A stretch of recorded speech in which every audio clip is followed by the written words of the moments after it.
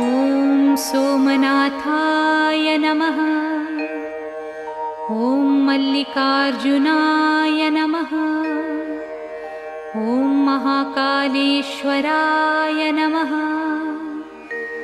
ॐ ओंकारेश्वराय नमः।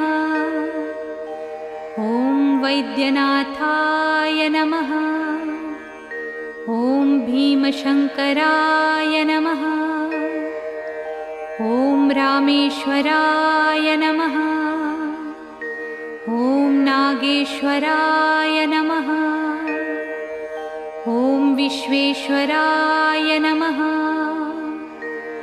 ॐ त्र्यम्बकेश्वराय नमः। ॐ केदारेश्वराय नमः। ॐ भुस्मेश्वराय नमः।